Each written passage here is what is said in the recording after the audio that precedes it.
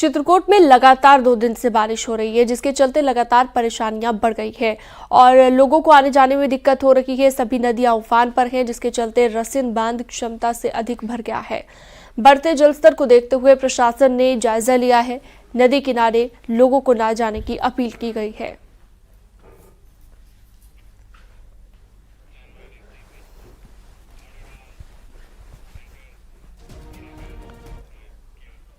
कुशीनगर में गंडक नदी एक बार फिर से तबाही मचा रही है। नेपाल के गंडक बैराज से 5,65,000 क्यूसेक पानी छोड़ने के बाद खड्डा तहसील के आधा दर्जन गांव बाढ़ की चपेट में आ गए हैं।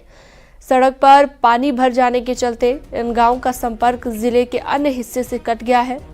गांव में रहने वाले लोगों ने घर में पानी भर जाने के बाद छतों पर शरण ले रखी है। क्षेत्रीय विधायक ने कम्युनिटी किचन में बाढ़ पीड़ितों को भोजन कराया है।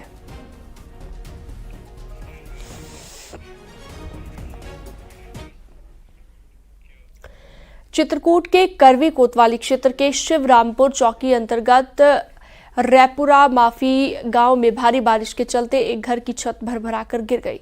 हादसे में बुजुर्ग दंपति दब गए।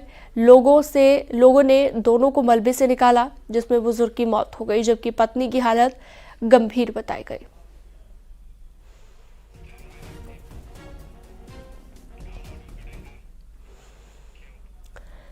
कन्नौज में बारिश की वजह से कच्चे मकान की छत गिर गई। छत पर सो रहे एक ही परिवार के 6 लोग दब गए।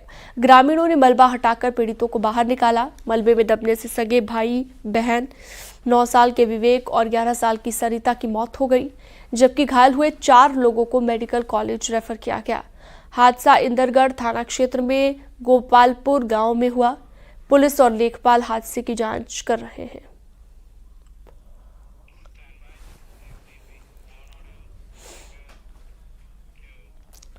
बहराइच में खेत में काम कर रही 40 साल के किसान पर तेंदुए ने अटैक कर दिया। तेंदुए के हमले में किसान की मौत हो गई। मामला मूर्तिहा कोतवाली क्षेत्र के धर्मपुर बेझा गांव का है।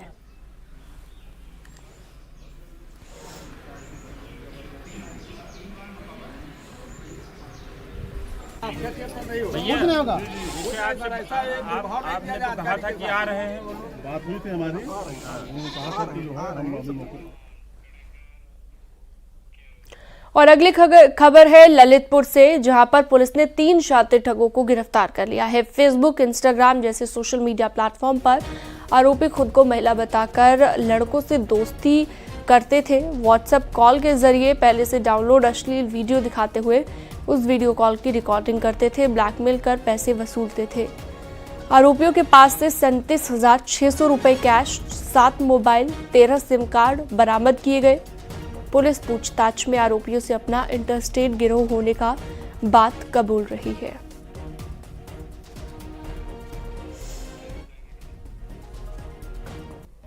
तो सोशल मीडिया के जरिए ये ब्लैकमेलिंग किया करते थे। लड़की की फेक आईडी बनाकर लड़कों से बातचीत करते थे और उसके बाद ब्लैकमेलिंग कर लड़कों से पैसे वसूलते थे।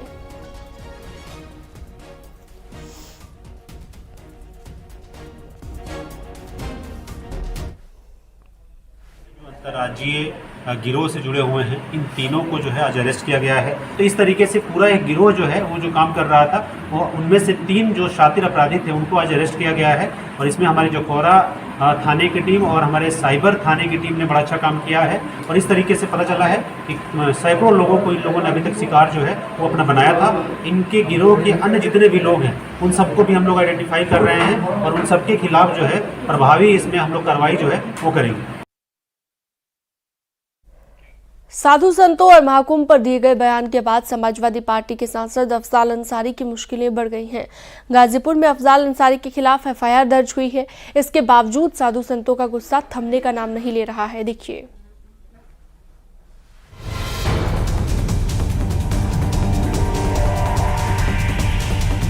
माफिया मुख्तार के भाई और समाजवादी पार्टी से गाजीपुर के सांसद अफजाल अंसारी एक बार फिर मुश्किलों में घिर चुके हैं, क्योंकि साधु संतों और महाकुंभ पर जो उन्होंने सवाल उठाए, गांजा को लेकर जो आपत्तिजनक बयान दिए, उस पर गाजीपुर पुलिस ने केस दर्ज किया है।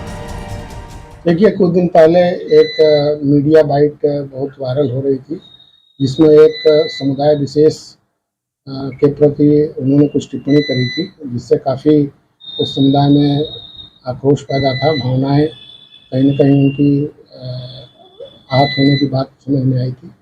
इस पर समुचित धारा में जरूर पंजीकृत किया गया है और विवेचनात्मक कार्रवाई हम कर रहे हैं।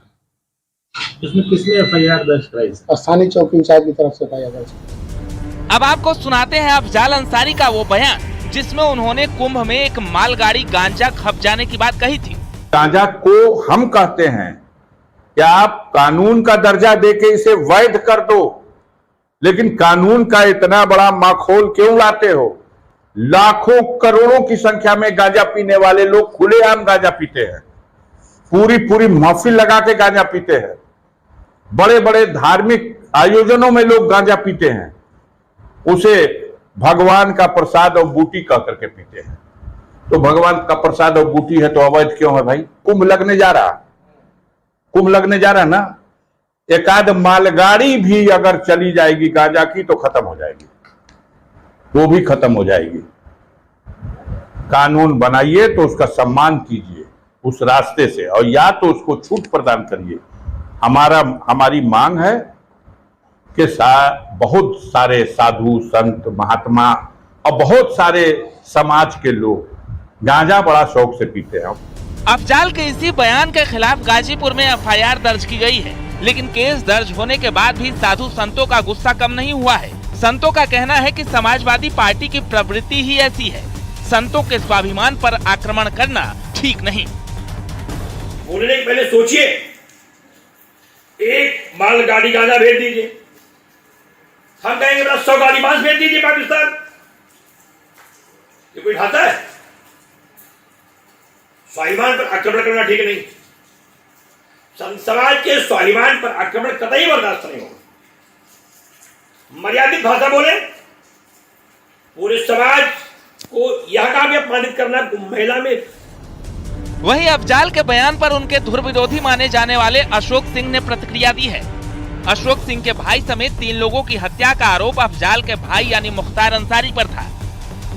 उन्होंने कहा कि हिंदुओं के आशीर्वाद से अफजाल सांसद बने और अब हिंदुओं को ही गाली दे रहे हैं।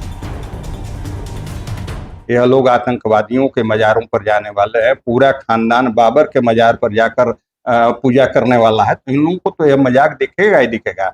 और हिंदू समाज को जब वोट लेना रहता है तो नाटक करके कोई मंदिर जाता है, कोई शर्ट के ऊपर से जनेऊ पहन कर जाता है, और जब समय बीत जाता है, काम निकल जाता है, तो फिर इसी समाज को, इसी सनातन को ये लोग गाली देते हैं।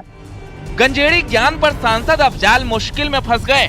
आगे उपचुनाव है, ऐसे में इस बयान को सियासी तूल भी दिया जा रहा है। फिलहाल पुलिस ने केस दर्ज कर कार्रवाई शुरू कर दी है। तमाम लोगों के बीच पूरे देश में रोष व्याप्त था और लोग उनके खिलाफ केस दर्ज करने की मांग कर रहे थे। गाजीपुर की गोरा बाजार पुलिस चौकी के इंचार्ज की ओर से ये एफआईआर दर्ज कराई गई है और पुलिस आगे की कार्रवाई में जुटी है। मनीष मिश्रा, न्यूज़ 18 गाजीपुर।